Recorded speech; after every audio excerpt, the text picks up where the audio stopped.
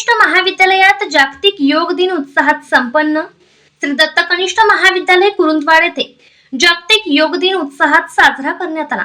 प्राचार्य श्री आर.जे. पाटील यांनी योग ही भारतीय संस्कृतीची अमूल्य देणगी असून विद्यार्थ्यांनी दैनंदिन जीवनात योगाचा समावेश करावा असे आवाहन केले। प्रमुख मार्गदर्शक योग प्रशिक्षक श्री सुरेश तिपन्नावर यांनी योगाचे महत्त्व व वैज्ञानिक फायदे सांगत सूर्य नमस्कार, ताडासन, वृक्षासन, भुजंगासन, वज्रासन तसेच अनुलोम विलोम, कपालभाती व भ्रामरी प्राणायामाचे प्रात्यक्षिक सादर केले। विद्यार्थ्यांनी उत्स्फूर्त सहभाग घेत योगासने व प्राणायामाचा सराव केला।